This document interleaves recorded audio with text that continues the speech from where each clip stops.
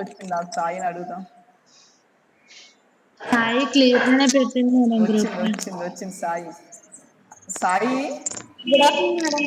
Good afternoon అమ్మా. అరే మనం ప్రాక్టికల్స్ కి ఏమేమి రాయాలి అన్నది మనం మార్క్ చేసుకున్నాం కదా.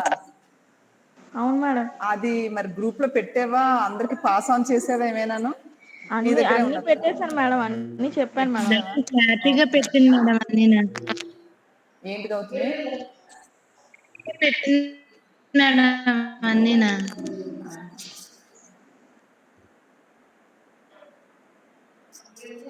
మరి సెవెంత్ నుండి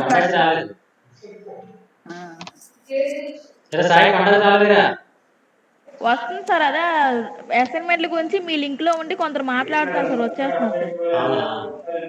కాదండి, ఫస్ట్ మేము స్టార్టింగ్ లో క్లాసులు జాయిన్ అవ్వలేదు కదా సార్. అప్పుడు చెప్పిన క్వశ్చన్లు మాకు తెలియదు సార్. పెట్టమంటే ఒకరు కూడా దానికి రెస్పాండ్ అవ్వలేదు సార్. స్టార్టింగ్ 1 వీక్ లో ఫోన్ లేక ఇబ్బంది పడి రాలేదు సార్. స్టార్టింగ్ 2 వీక్స్ అప్పుడు మీరు 25 క్వశ్చన్లు చెప్పారు సార్. అది ఎన్ని సార్లు అడిగాను సార్, ఇప్పుడు వచ్చి ఒక్కరు చెప్పలేదు సార్.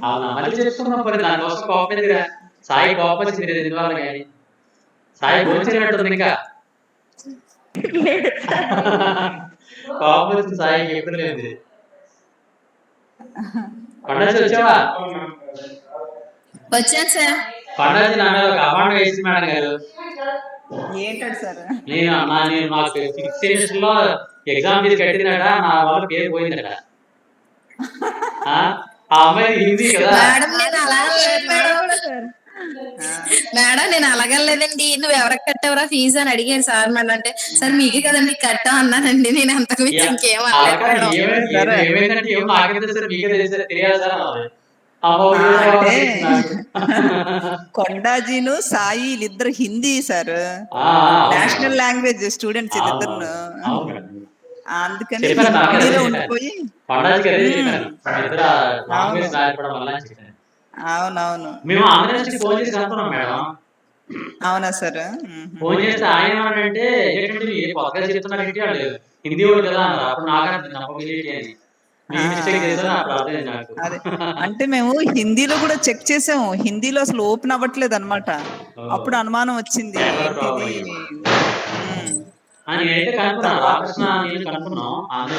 Okay sir. హిందీలో ఉన్నారు కదా, క్లియర్ గా ఉంది కదా, మీరు కొత్తగా చెప్తున్నారంటే అన్నారు. అయ్యో ఇదేంటి నేను చూడలేదైతే అని చెప్పి ఓకే చేస్తాను. ఓకే మేడం చెప్పండి మేడం. చెప్పండి. Okay sir. ఓకే.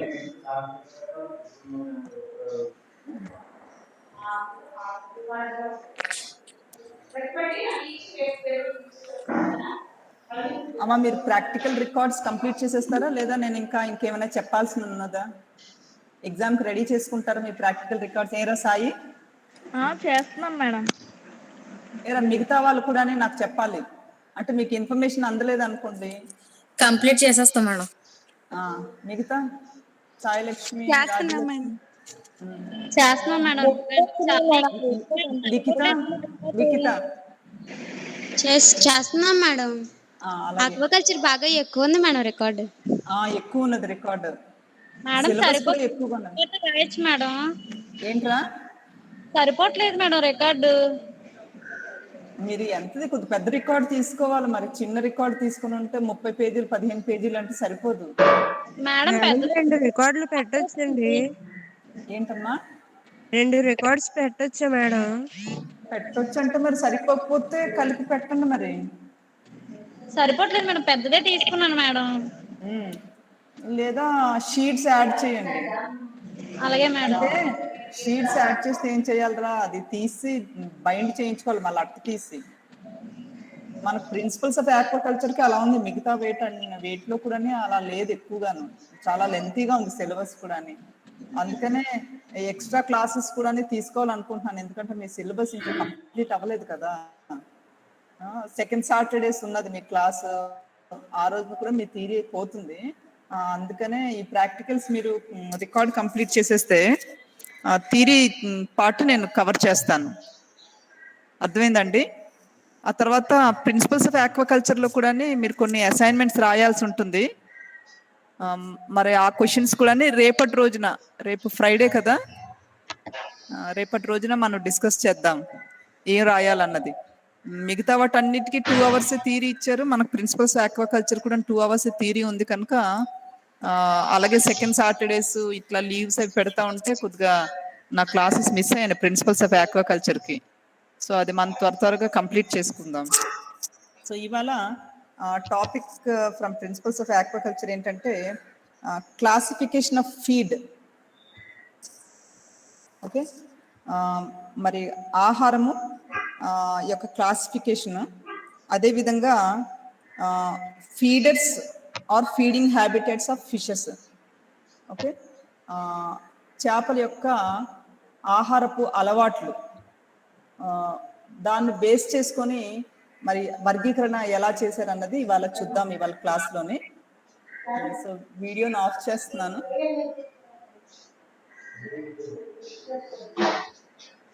జనరల్గా ఫిషెస్ కానీ ప్రాన్స్ కానీ ఏంటంటే they feed on natural feed as well as artificial feed కూడా అవి తీసుకోగలుగుతాయి.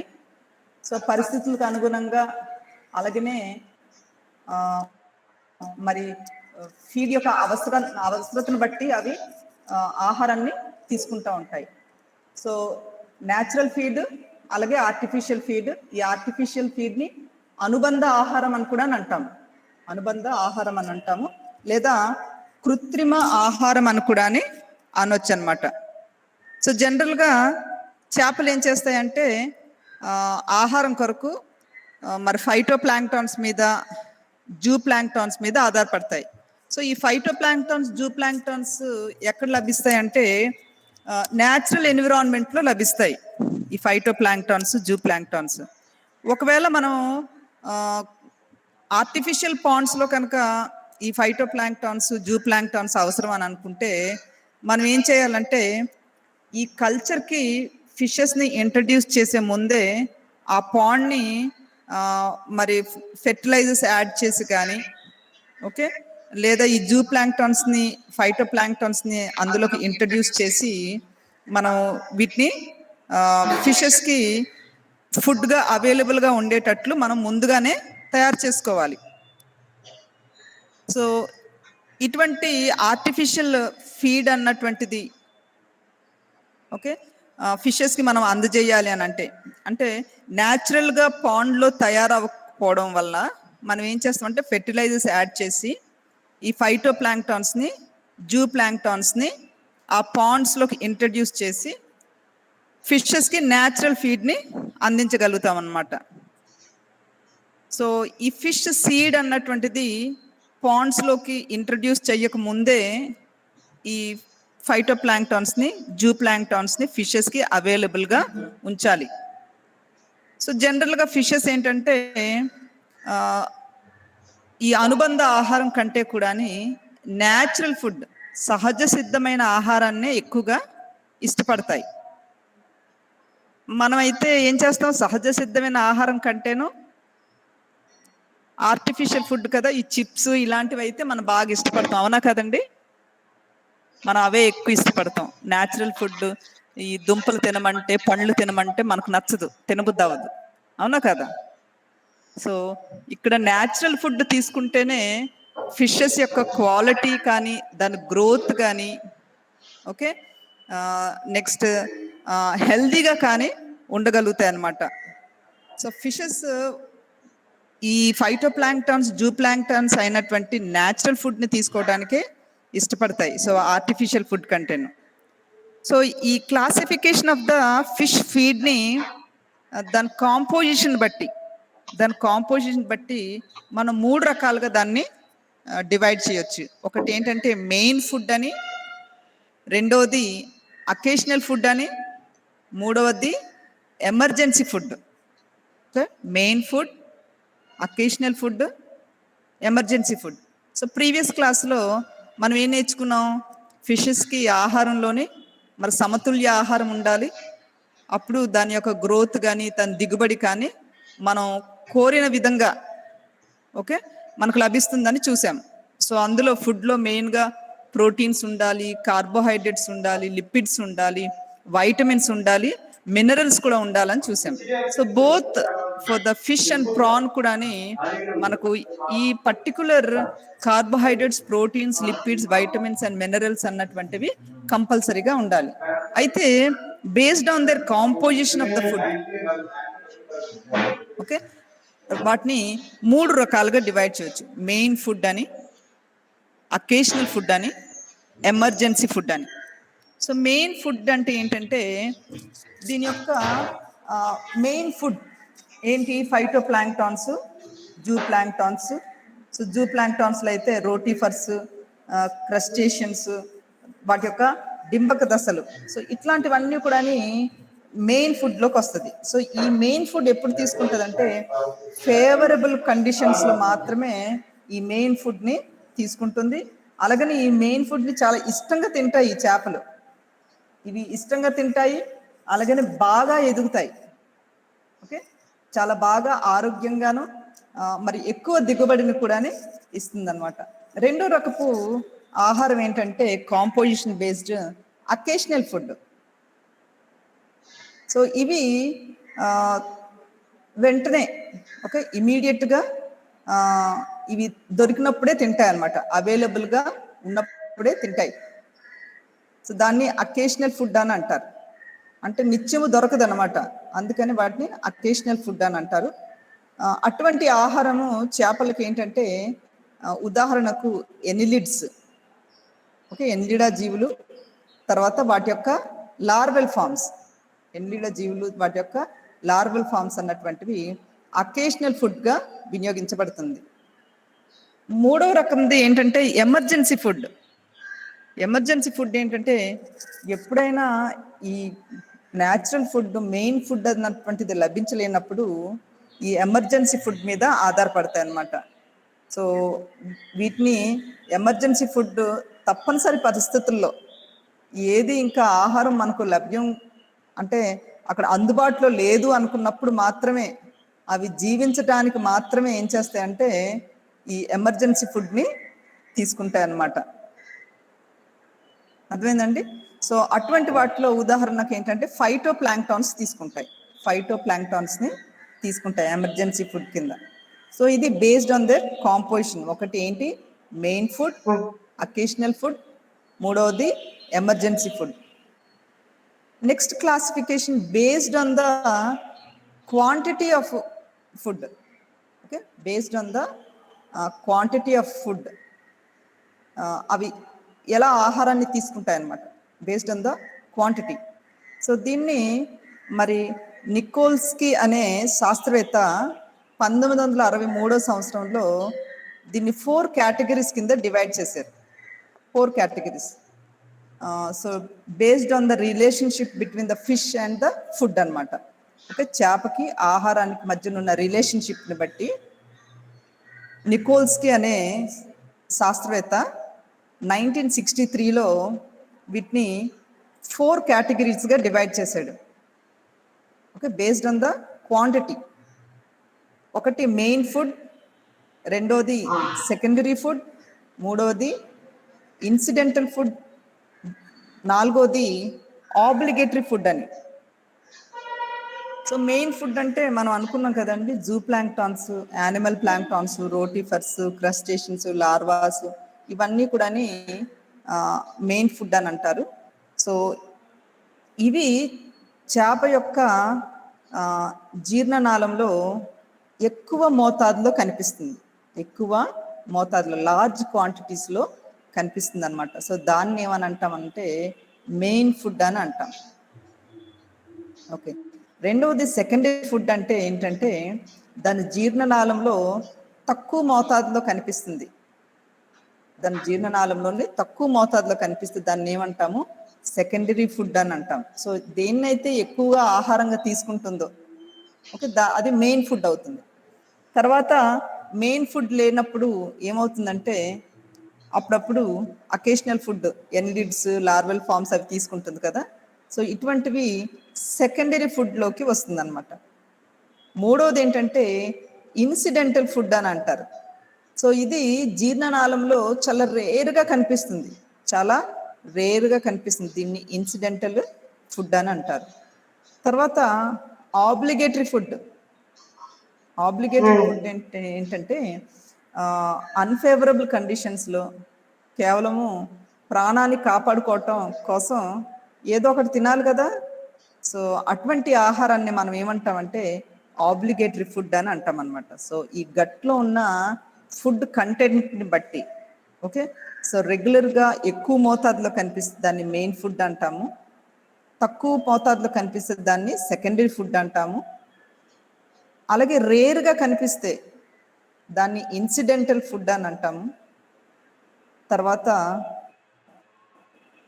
కేవలము అది దాని యొక్క ప్రాణానికి కాపాడుకోవటం కోసం, సర్వైవ్ అవటం కోసం అని చెప్పి అన్ఫేవరబుల్ కండిషన్స్లోని ఇంకా తప్పదు అనుకున్నప్పుడు ఆహారాన్ని తీసుకుంటుంది. సో దాన్నే ఆబ్లిగేటరీ ఫుడ్ అని అంటాం అన్నమాట.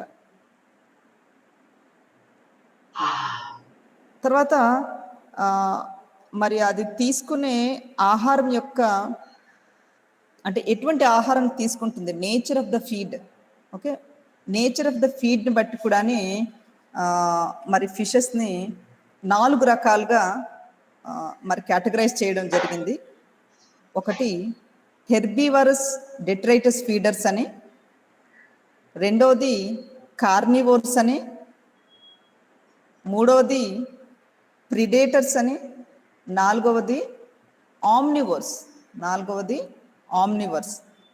సో అందులో హెర్బివరస్ డెట్రైటస్ ఫీడర్స్ అంటే ఏ చేపలైతే కుళ్ళిన మొక్కల్ని కానీ సేంద్రియ పదార్థాలని కానీ ఓకే ఆహారంగా తీసుకున్నట్లయితే, లేదా మరి ఈ కొలనులో లేదా చెరువులో ఉన్నటువంటి మొక్కలని ఆహారంగా తీసుకున్నట్లయితే వాటిని ఏమంటాం మనము, హెర్బివోరస్ డెట్రైటస్ ఫీడర్స్ అని అంటాం. హెర్బివోరస్ డెట్రైటస్ ఫీడర్స్ అని అంటాం. తర్వాత కార్నివోర్స్ అని అంటే ఏంటంటే ఆ చెరువులో ఉన్న అకశేరుకాలని ఆహారంగా తీసుకున్నట్లయితే వాటిని కార్నివోర్స్ అని అంటాం. మూడవది ప్రిడేటర్స్ అంటే ఏంటంటే చిన్న చిన్న చేపలని, చిరు కప్పలని, డింబకాలని ఆహారంగా తీసుకున్నట్లయితే వాటిని ప్రిడేటర్స్ అని అంటాం.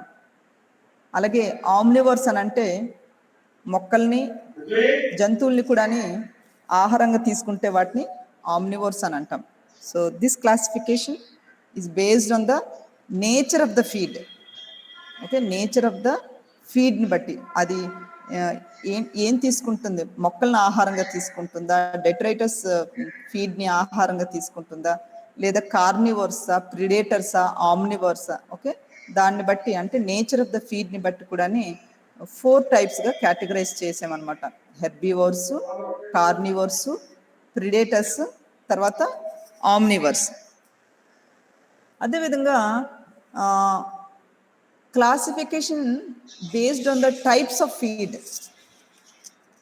Okay, types of feed.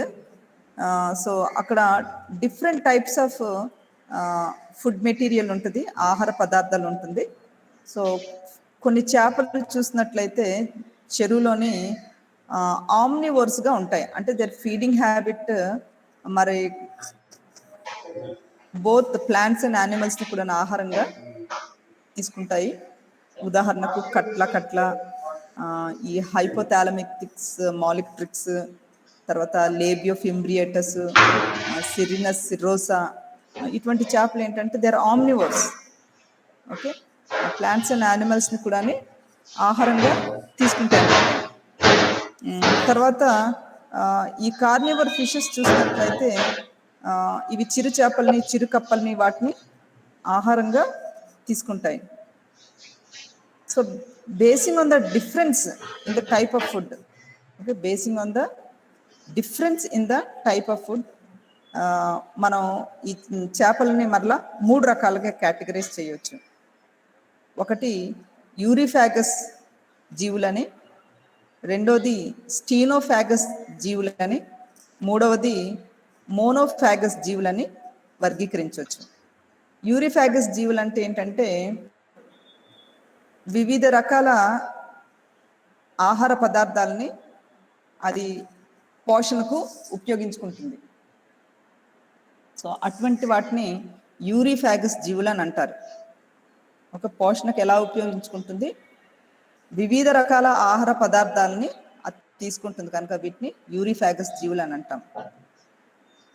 స్టీనోఫాగస్ జీవులు అంటే ఏంటంటే సెలెక్టెడ్ ఫుడ్ ఐటమ్స్ని తీసుకుంటుంది, వాటిని స్టీనోఫాగస్ జీవులు అని అంటారు. ఓకే, తర్వాత మోనోఫాగస్ జీవులు ఏంటంటే, మోనో అంటేనే తెలుస్తుంది కదా, అవి ఒకే రకమైన ఆహారాన్ని తీసుకుంటాయి అనమాట, వాటిని మోనోఫాగస్ జీవులు అని అంటారు. Okay, so based on the food they take, fishes ఏంటంటే 3 types: euryphagous, stenophagous and monophagous. Next classification based on feed availability. వాటి యొక్క ఆహారము అందుబాటులో ఉండే దాన్ని బట్టి మనం వాటిని మరలా 3 రకాలుగా విభజించవచ్చును. ఒకటి ఏంటంటే surface feeders. Okay, surface feeders అంటే ఏంటంటే కొలని యొక్క ఉపరితలంలో ఉండే జీవుల్ని లేదా మొక్కలని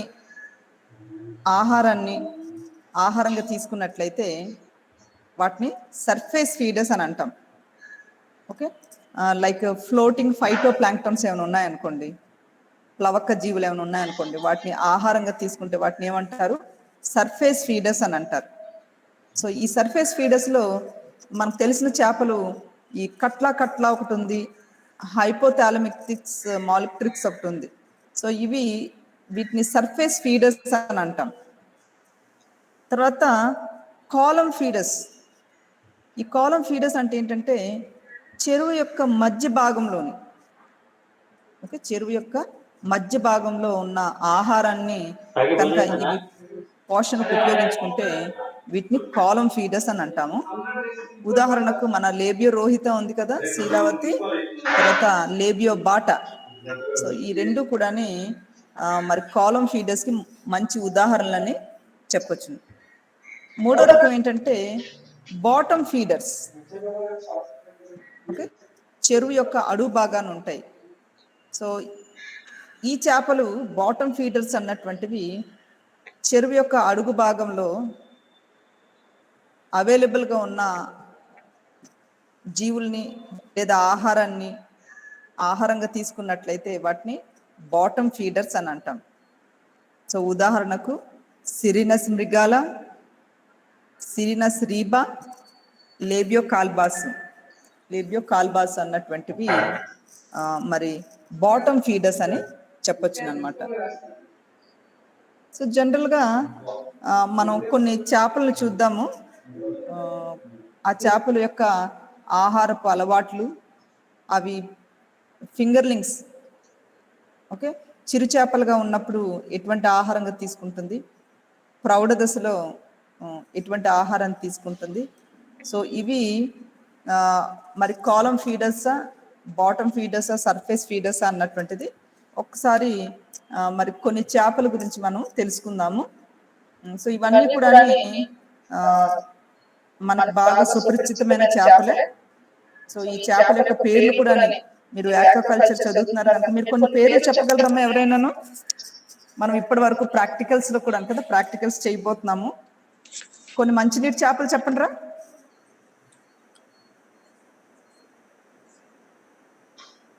మీకు తెలిసిన కొన్ని పేర్లు చెప్పండి అమ్మా, చేపల యొక్క పేర్లు.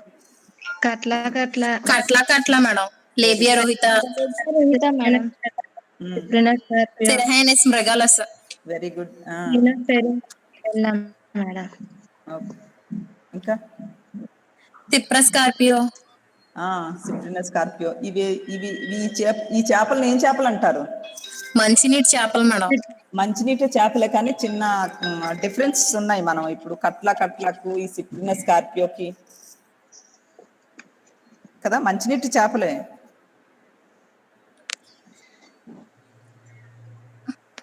అవి మన దేశీ చేపలేనా?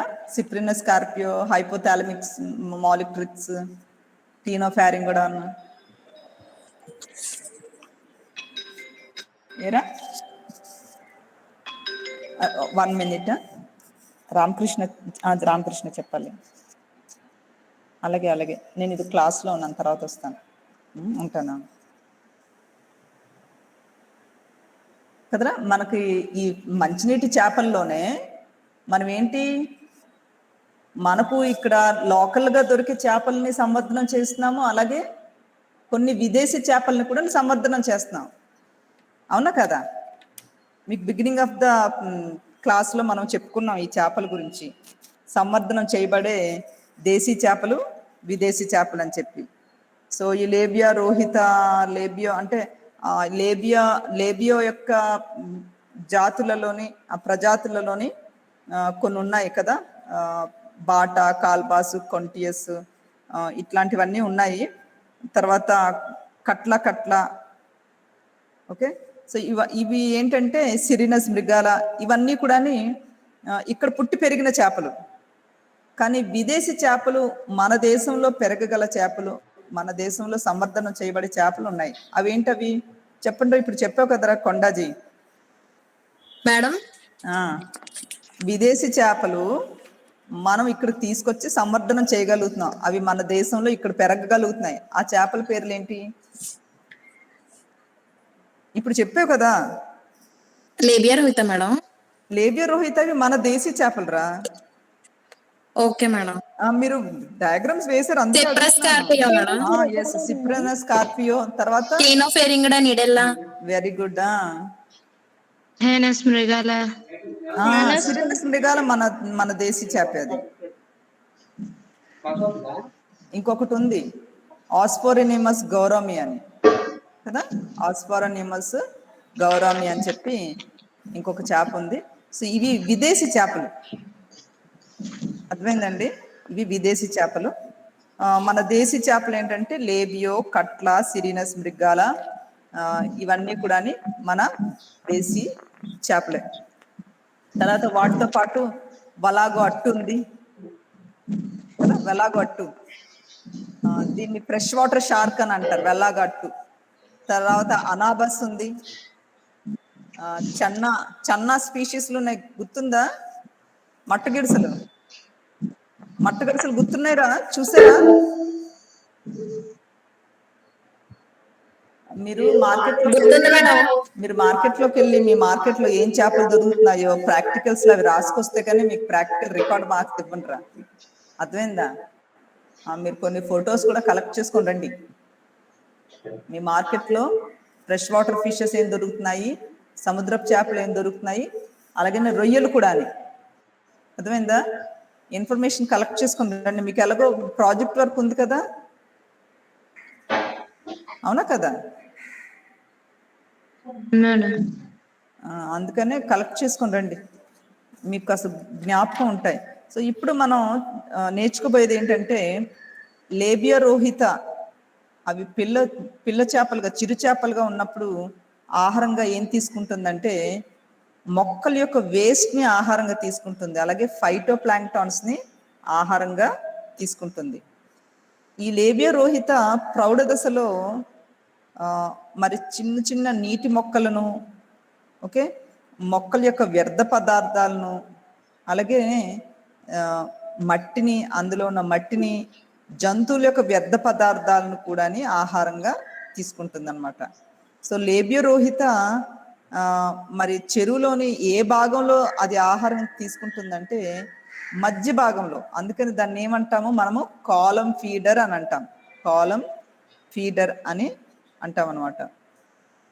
అలాగనే ఈ లేబియోలో వేరే జాతులు ఉన్నాయండి. లేబియో కొంటియస్ ఉందనుకోండి, అది బాటమ్ ఫీడర్. మళ్ళీ లేబియో కొంటియస్ బాటమ్ ఫీడర్. మళ్ళీ ఇంకొక జాతి ఉంది లేబియో కాల్బాసు అని. సో ఇది డెట్రైటస్ ఫీడర్, వ్యర్థ పదార్థాలని ఆహారంగా తీసుకుంటుంది, అన్నిటిని కూడా ఆహారంగా తీసుకుంటుంది. సో ఇది కూడా బాటమ్ ఫీడరే. ఓకే, లేబియో కాల్బాసు, లేబియో కొంటియస్, ఇవన్నీ కూడా మరి చెరువు యొక్క అడుగు భాగంలో ఉన్న ఆహారాన్ని ఆహారంగా తీసుకుంటాయి. కానీ లేబియో రోహిత మాత్రము మధ్య భాగంలో ఉన్న వాటిని ఆహారంగా తీసుకుంటాయి. అలాగనే లేబియో బాటా అని ఇంకొక జాతి ఉంది, అది కూడా చెరువు యొక్క అడుగు భాగంలో, అంటే బాటమ్ ఫీడర్ అని అంటారు, చెరువు యొక్క అడుగు భాగంలో ఉన్న వాటిని ఆహారంగా తీసుకుంటుంది. నెక్స్ట్ మనం సిరినస్ మృగాల చూసినట్లయితే ఇది చిరు చేపలు మొదలుకొని ప్రౌఢ దశ వరకు కూడా ఇవి కూడా మొక్కల యొక్క వ్యర్థాలను, మట్టిని, అలాగనే యానిమల్స్ యొక్క వేస్ట్ని, సేంద్రియ పదార్థాలని ఆహారంగా తీసుకుంటుంది సిరినస్ మృగాల కూడా. సో ఇది కూడా చెరువు యొక్క అడుగు భాగంలో ఉన్న వాటిని ఆహారంగా తీసుకుంటుంది.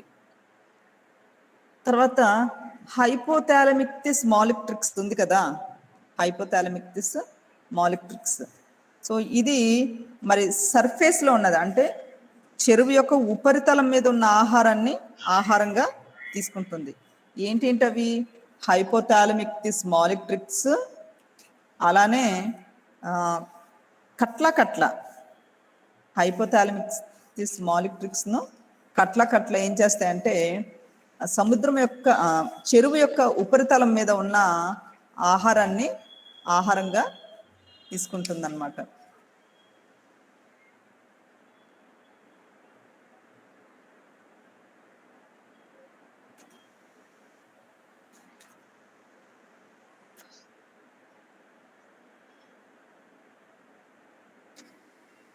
తర్వాత మనం చూసినట్లయితే సిప్రినస్ కార్పియో ఇవి జూ ప్లాంక్టాన్స్ని ఆహారంగా తీసుకుంటుంది. ఇది ఆమ్నివర్స్, అంటే అన్నిటినీ కూడా తింటుంది. సిప్రినస్ కార్పియో మరి అన్నిటినీ ఆహారంగా తీసుకుంటుంది కనుక దీన్ని ఆమ్నివర్స్ అని అంటాం. తర్వాత గడ్డి చేపని దేన్ని అంటారా? గడ్డి చేపని దేన్ని అంటారు?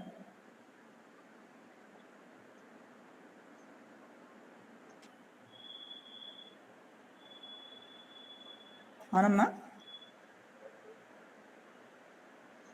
ఏ చేపని గడ్డి చేపని అంటారు?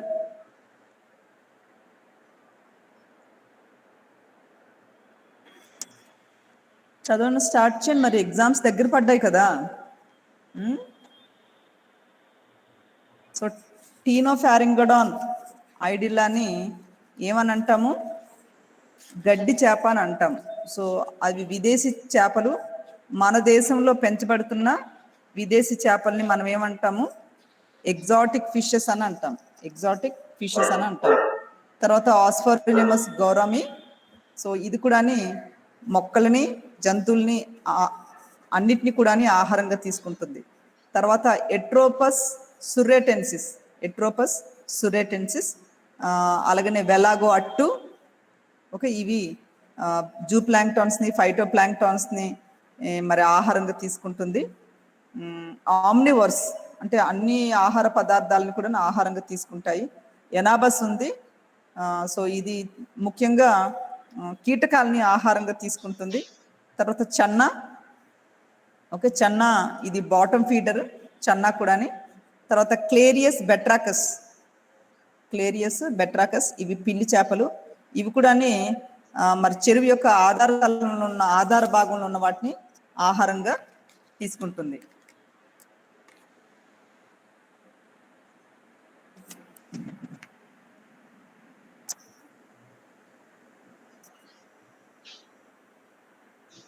ఒకసారి మరి ఈ చేపలకి ఫీడ్ ఎలా ఇస్తారో నేను ఒక చిన్న వీడియో మీకు షేర్ చేస్తాను, ఒకసారి చూడండి.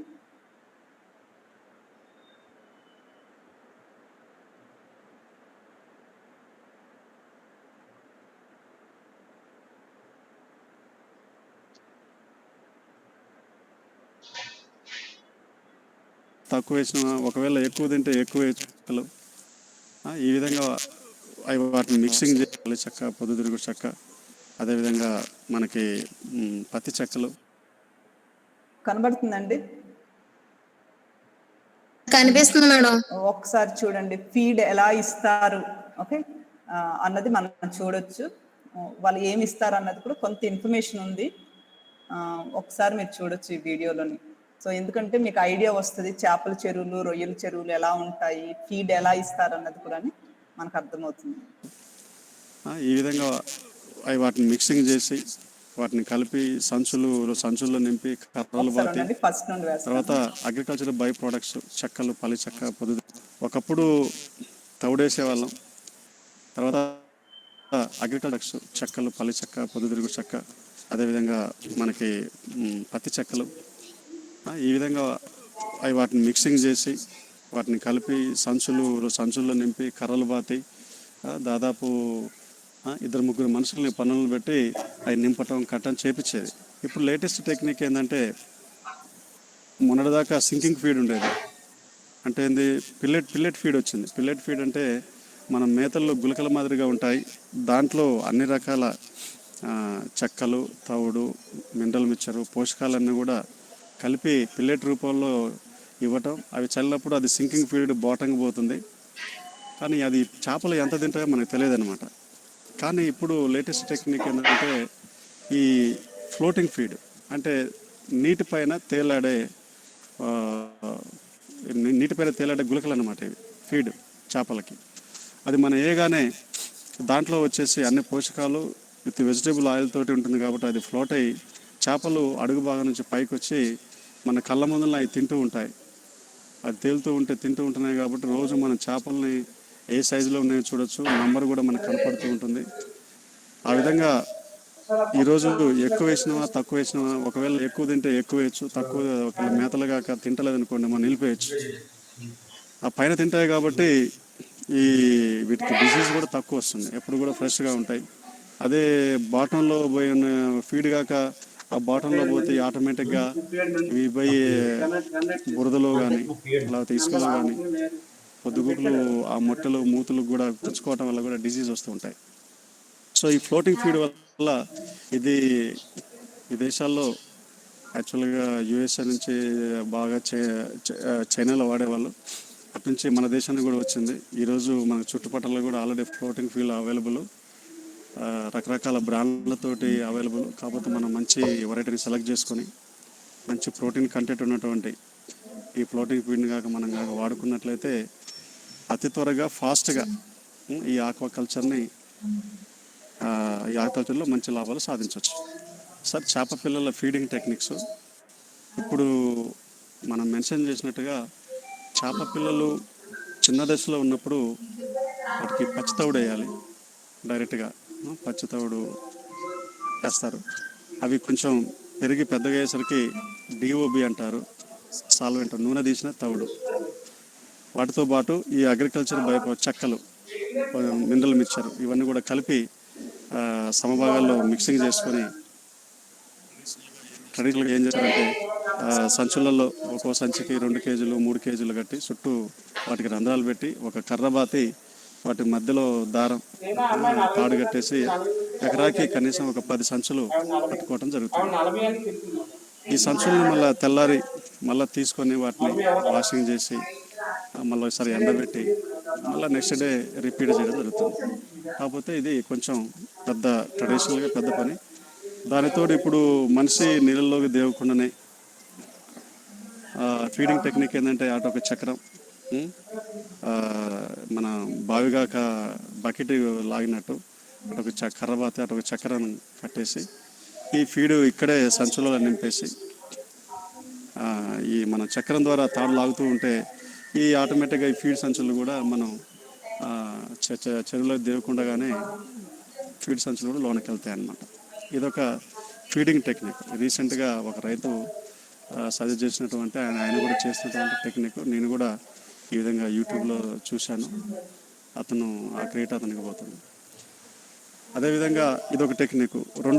మూడోది ఏంటంటే చెరువు చుట్టూ కూడా ఫీడింగ్ ఒక మనిషి చల్లటం, చుట్టూ కూడా తిరిగి చల్లటం. కానీ సమబాల్లో మళ్ళీ మధ్యలో ఉన్నటువంటి అందదు కాబట్టి అది కూడా కొంచెం ఇబ్బంది. ఇప్పుడు నేను కొత్తగా చెప్పినటువంటి ఈ ఫ్లోటింగ్ ఫీడ్ ఏ విధంగా ఉందో ఒక మనిషి అవలీలుగా ఒక బస్తా కానీ 2 బస్తా కానీ అట్లా చల్లేయచ్చు.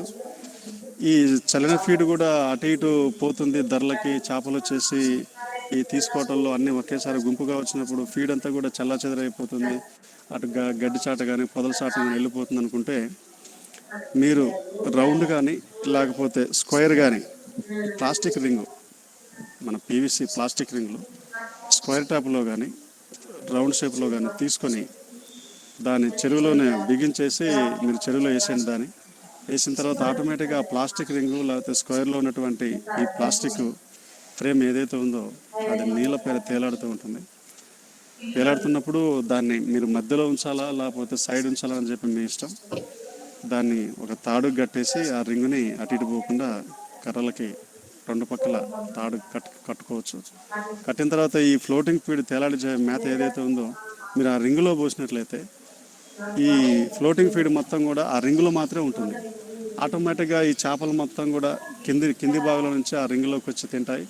ఈ ఫ్లోటింగ్ ఫీడ్ అంతా కూడా ఆ రింగులోనే అవైలబుల్గా ఉంటుంది.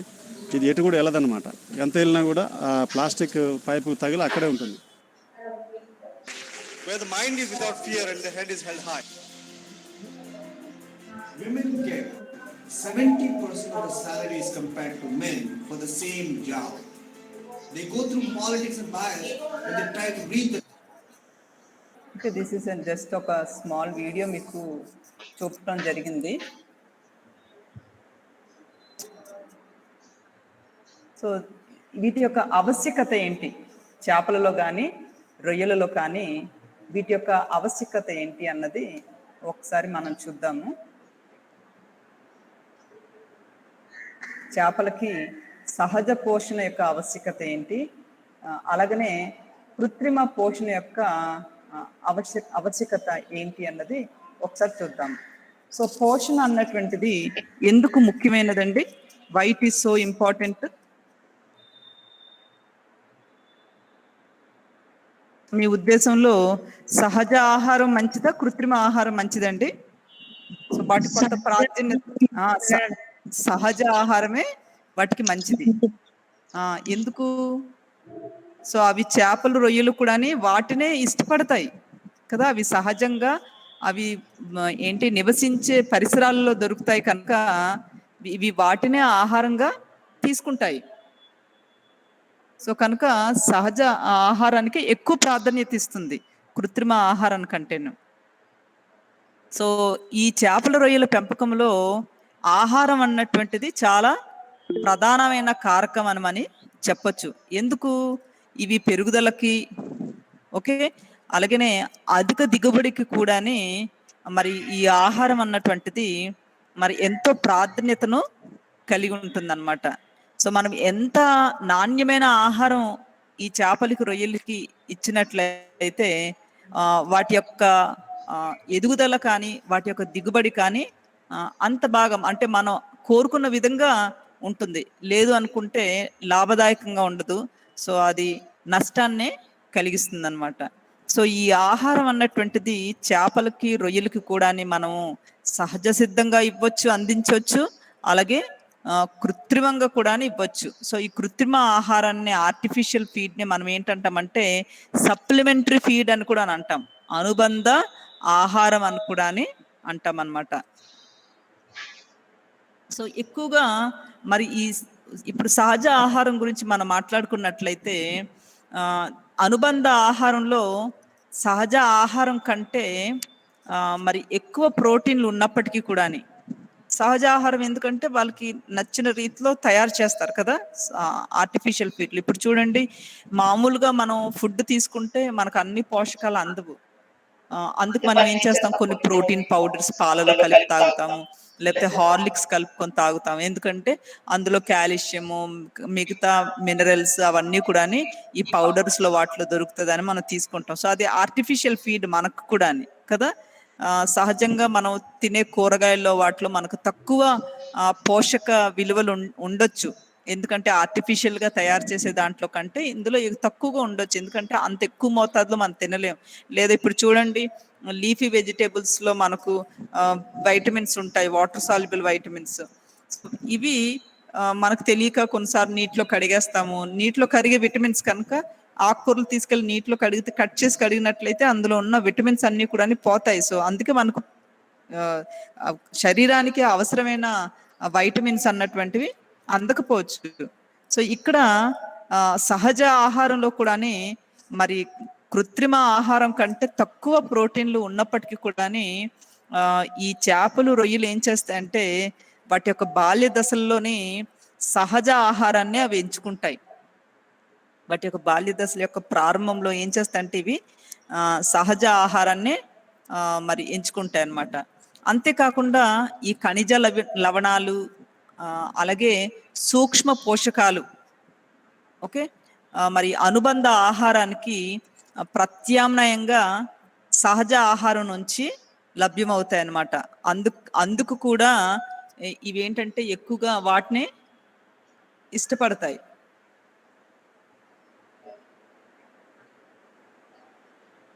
వన్ మినిట్ ఎవరు జాయిన్ అవుతున్నట్టున్నారు. ఓకే,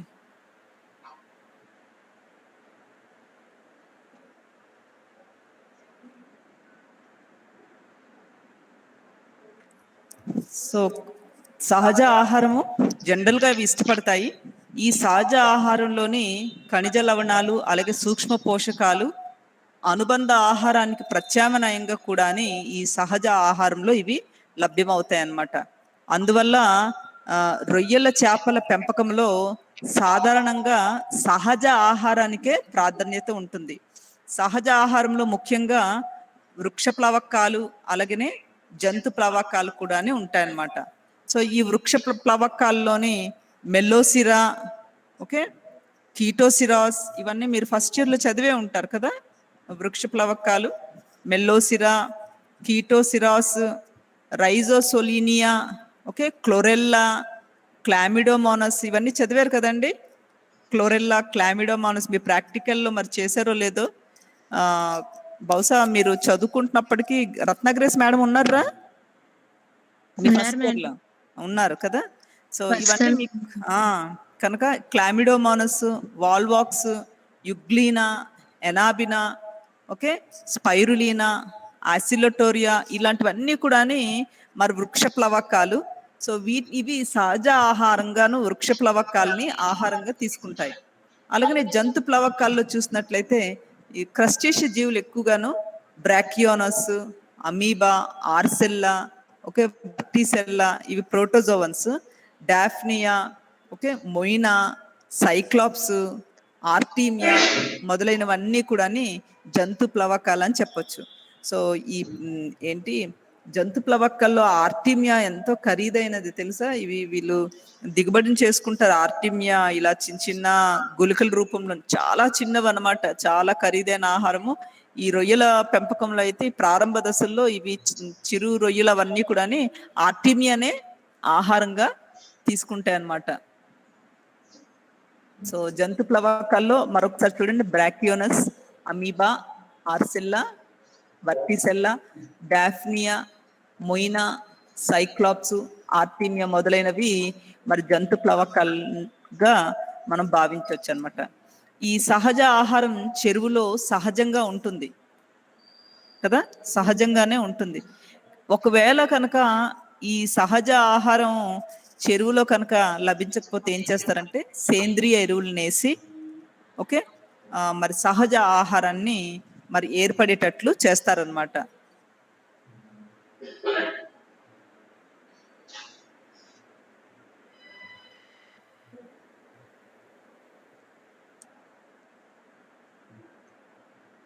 సో ఈ చేపలు ప్లవకాలతో పాటు పురుగులను, మలస్కా జీవులను, కీటకాలను అలాగనే ఇతర బెంతిక జీవులను కూడా ఆహారంగా తీసుకుంటాయి. ఆహారంగా తీసుకుంటాయి. సో సహజ ఆహారం అధికంగా ఉన్నప్పుడు ఓకే రొయ్యలు, సో అదే మెయిన్ ఫుడ్. నేను మీకు చెప్పాను కదా క్లాసిఫికేషన్ ఆఫ్ ఫుడ్లోనే. సో ఈ ఏంటి వృక్ష ప్లవకాలు, జంతు ప్లవకాలు ఇవేంటంటే ఇవి ఇష్టపడి తినే ఆహారం అనమాట. ఇంగ్లీష్లో అయితే రెలీష్ అని అంటారు. నేను రెలీష్ చేశాను ఈ ఆహారాన్ని అని అంటాం. అంటే ఇష్టంగా ఓకే మనం తినటాన్ని రెలీష్ చేయడం అని అంటారు. సో ఈ చేపలు, రొయ్యలు కూడా ఎక్కువగాను జంతు ప్లవకాలని, వృక్ష ప్లవకాలని ఆహారంగా తీసుకుంటాయి అన్నమాట. సో సహజ ఆహారం అధికంగా ఉన్నప్పుడు రొయ్యల, చేపల బాల్య దశలు త్వరగా పెరుగుతాయి. అదేంటంటే సహజ ఆహారం ఉన్నప్పుడు ఇవి త్వరగా పెరుగుతాయి. పిండ దశలు 90 నుండి 100% వరకు మనగలుగుతాయి ఈ సహజ ఆహారం తీసుకున్నప్పుడు. సో అన్ని రకాల పోషకాలు ఈ సహజ ఆహారంలో చేపలకి, రొయ్యల్లోకి లభ్యమవుతాయి అన్నమాట. అందువల్ల ఈ సహజ ఆహారం అయినటువంటి ఫైటోప్లాంక్టాన్స్ ని జూ ప్లాంక్టాన్స్ ని ఏమంటారంటే పోషక జీవ గుళికలు అంటారు. ఏమంటారండి? పోషక జీవ గుళికలు అని అంటారు. సో ఈ రొయ్యలో చేపల బాల్య దశలు ఎప్పుడు అనుబంధ ఆహారాన్ని వాటికి ఇష్టం ఉండదు అనమాట. సో ఎక్కువగా సహజ ఆహారాన్ని తీసుకుంటాయి. సో వాటికి సూక్ష్మ పరిమాణంలో ఉన్న ఆహారపు జీవులే ప్రారంభంలో వీటికి ఆహారంగా అవసరపడతాయి. అంతేకాకుండా ఆహారపు జీవులు డింబక పోషణ స్పందనకు ఉద్దీపనలుగా కూడా పనిచేస్తాయి. అదేంటండి, ఆహారపు జీవులు ఏం చేస్తాయంటే ఈ డింబకాల యొక్క పోషణ స్పందనకు ఉద్దీపనలుగా పనిచేస్తాయి అన్నమాట. తర్వాత పెంపక కొలంలో చేపలు రొయ్యలు వదలకు ముందే సహజ ఆహారం ఉత్పత్తి అయ్యేటట్లు మనము చూసుకోవాలి. ఇందాక క్లాసిఫికేషన్ చెప్పినప్పుడు చెప్పాను కదా. So before we introduce the seed, చేప విత్తనాన్ని లేదా చేప పిల్లలని చెరువులోకి ఇంట్రడ్యూస్ చేసే ముందే మనం ఏం చూసుకోవాలంటే ఈ ఆహారం న్యాచురల్ ఫుడ్ అన్నటువంటిది రెడీగా ఉందో లేదో చూసుకోవాలి. లేదా మీరు ముందే చేప విత్తనాన్ని వేసి ఆహారం లేకుండా చేశారనుకోండి, ఏమవుతాయి అవి? మొదటికే మోసం వస్తుంది కదా. కనుక ముందే మనము ఫైటోప్లాంక్టాన్స్ ని జూ ప్లాంక్టాన్స్ ని ఒకవేళ అక్కడ న్యాచురల్ గా లేవనుకోండి, మనం ఫెర్టిలైజర్స్ వేసి ఎరువులను వేసి అక్కడ ఫైటోప్లాంక్టాన్స్ జూ ప్లాంక్టాన్స్ ని కూడా ఇంట్రడ్యూస్ చేయాలన్నమాట. నెక్స్ట్ కృత్రిమ ఆహారం చూసినట్లయితే ఇది ప్రత్యేకంగా రూపొందిస్తారు చేపల కొరకు, రొయ్యల కొరకు అదనపు ఆహారంగా ఉపయోగిస్తారు. మరి సహజ ఆహారం అన్నటువంటిది మనకి అందుబాటులో అవసరమైన మేరకు లేనప్పుడు ఏం చేస్తారంటే చేపలకు రొయ్యలకి పెరుగుదలకు అవసరమైనటువంటి కృత్రిమ ఆహారం అన్నటువంటిది అందజేయాలన్నమాట. సో ఇది సంపూర్ణ పోషక విలువలను కలిగి ఉంటుంది కృత్రిమ ఆహారం అన్నటువంటిది.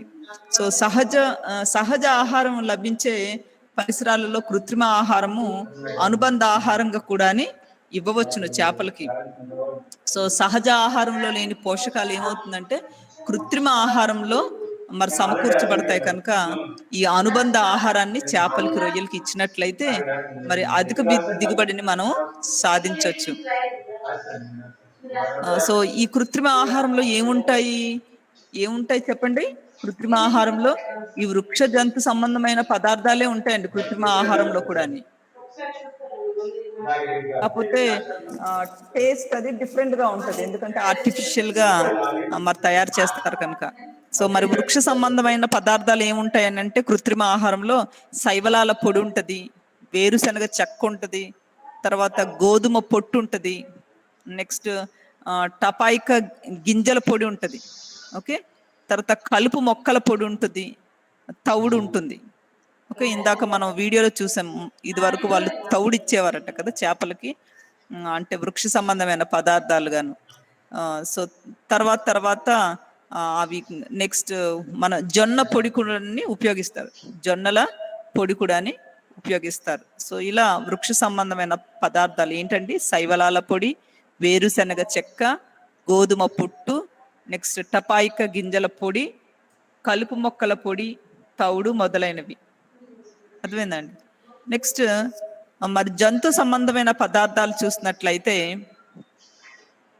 చేపల పొడి, కోళ్ళ ఆంత్రము, రొయ్య తల పొడి, ఓకే, నెక్స్ట్ పట్టు పురుగు ప్యూపాలు, ఇలాంటివన్నీ కలిపి మరి జంతు సంబంధమైన పదార్థాల నుండి అనుబంధ ఆహారాన్ని తయారు చేస్తారనమాట.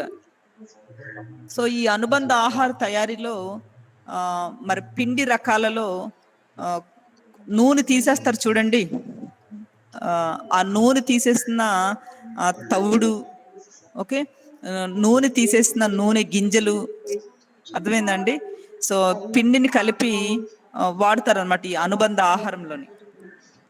సో మన రాష్ట్రంలోని కార్ప్ చేపలు ఉన్నాయి కదా, కట్ల, తర్వాత లేబియో రోహిత, మరి వీటిని చూసినట్లయితే మన దేశంలోని ఇటువంటి ఓకే నూనె తీసేసిన తౌడులో నుండి, పిండిలో నుండి అనుబంధ ఆహారాన్ని కలిపి వీటికి ఇవ్వటం మనం చూస్తామన్నమాట.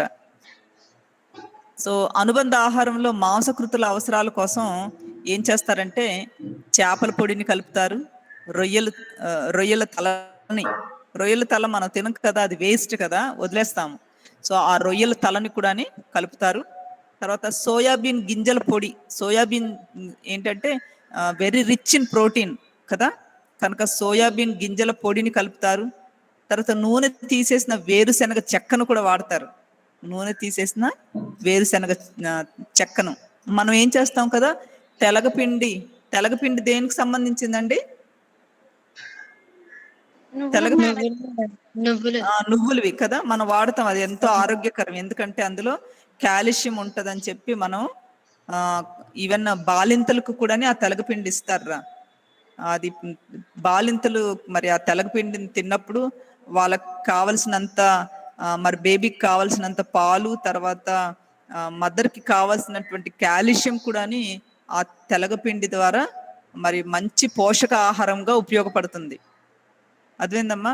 సో ఈవెన్ మీరు కూడా ఇప్పుడు మనకు చాలా తక్కువ ఒక 5 రూపీస్ 10 రూపీస్ ఇస్తే, నన్ను 5 రూపీస్ ఇస్తే పావు కేజీ దొరుకుతుంది తెలగపిండి. ఇసుక లేనిది చూసి మనం కొని తెచ్చుకొని ఈ మునగాకులు ఉంటాయి కదా, మునగాకులు కలిపి మనం వండుకున్నట్లయితే, అది మీ అందరికి తెలుసు అనుకుంటా కదా, ఎలా వండుకోవాలి, ఉప్మా చేసుకున్నట్టే చేసుకుంటారు. చాలా పోషక విలువలు ఉంటాయి. సో అది ఆహారంగా తీసుకున్నట్లయితే ఆరోగ్యానికి చాలా మంచిదన్నమాట. సో ఇలా వేరుశనగ చెక్కను కూడా మరి నూనె తీసేసిన వేరుశనగ చెక్కను కూడా వాడతారు. జనరల్గా డైరీ ఫార్మ్స్లో కూడా ఇవి వాడతారు. ఎందుకంటే మరి పశువులు అవి పాలు బాగా ఇవ్వాలని చెప్పి ఓకే వాటిని ఎక్కువగా వాడుతూ ఉంటారు.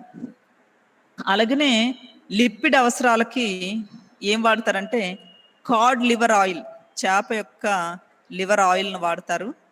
నెక్స్ట్ పశువుల కలేబారాల నుండి తయారు చేసిన నూనెను వాడతారు.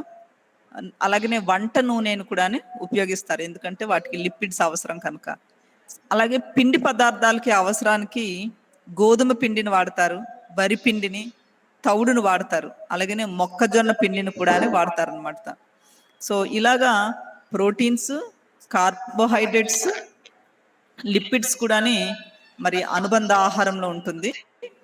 వీటితో పాటు ఖనిజ లవణాలు ఉంటాయి, విటమిన్లు ఉంటాయి, ఓకే, ఆకర్షకాలు ఉంటాయి, హార్మోన్లు ఉంటాయి, యాంటీబయాటిక్స్ కూడా ఉంటాయి అనుబంధ ఆహారంలో.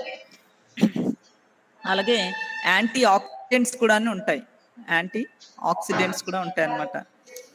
సో ఈ చేపల చెరువులోని మనం చూసినట్లయితే వాటి యొక్క వాతావరణానికి, చెరువు వాతావరణంకి అలాగే ఆహారానికి మధ్య సంబంధం ఉంటుంది. అర్థమైందండి. సో సహజ ఆహారం ఇచ్చినప్పుడు ఏమవుతాయంటే రొయ్యల చేపల ఉత్పత్తి అన్నటువంటిది సమతా స్థితిలో ఉంటుంది. చెరువు వాతావరణము మరి సమతా స్థితిలో ఉంటదన్నమాట. అదే సహజ ఆహారము ఎరువులు కలిపి ఇచ్చామనుకోండి, సహజ ఆహారము ఎరువులు కలిపి చెరువులో వేసామనుకోండి, సో దాన్ని మనం చెరువు వాతావరణము అప్పుడు కూడా మరి బ్యాలెన్స్డ్ గానే ఉంటుంది. ఎందుకంటే ఆ చెరువులో ఉన్నటువంటి చేపలకి, రొయ్యలకి తగినటువంటి ఆహారము అందుతుంది కనుక. సో ఇలా మనం ఏది వేసినప్పటికీ కూడా చెరువులో ఒక చెరువు వాతావరణానికి, ఆహారానికి ఒక అనుబంధం అన్నటువంటిది ఉంటుందన్నమాట. అందుకనే మనం ఇచ్చే ఆహారము, ఓకే, మనం పెంచే చేపలు లేదా రొయ్యలు మనం చాలా జాగ్రత్తగా వాటిని ఎంచుకోవాల్సి ఉంటుంది. సో ఒక యూనిట్ విస్తీర్ణంలో పెరిగే చేపల లేదా రొయ్యల సంఖ్య ఆ చెరువులో సహజంగా లభించే ఆహారంతో పెరుగుదలతో ఎలాంటి లోటుపాట్లు లేనట్లయితే ఓకే వాటికి కృత్రిమ ఆహారం అందించవలసిన అవసరము ఉండదు. అర్థమైందండి. సో ఒకవేళ ఎట్టి పరిస్థితుల్లోనూ ఆ చెరువులో కనుక ఈ చేపలు, రొయ్యలు కనుక ఆహారం లభించలేనట్లయితే, వాటి యొక్క పెరుగుదలలో లోపం ఉన్నట్లయితేనే మనం ఏం చేయాలంటే ఈ సహజ ఆహారంతో పాటు కృత్రిమ ఆహారాన్ని కూడా మనం అందించవచ్చు అనమాట. సో ఇటువంటి పరిస్థితుల్లో ఆహారం పుష్కలంగా లభిస్తుంది, అవి బాగా పెరుగుతున్నాయి అనుకున్నప్పుడు మరి చెరువులో ఆహారము ఉత్పత్తి వినిమయము సమతా స్థితిలో ఉంటుందన్నమాట. సో ఈ సహజ ఆహారంతో పాటు అదనంగా మనము ఎరువులు లేదా అదనపు ఆహారం వాడి దిగుబడిని పెంచొచ్చు అన్నమాట. ఒకవేళ సహజ ఆహారం కనుక తక్కువగా ఉందనుకోండి, మనము ఏం చేస్తాము, కృత్రిమ ఆహారం కూడా అందించినట్లయితే, ఓకే, ఎరువులతో పాటు కృత్రిమ ఆహారాన్ని కూడా అందించినట్లయితే ఏమవుతుందంటే చేపల దిగుబడి అన్నటువంటిది ఎక్కువగా ఉంటుంది.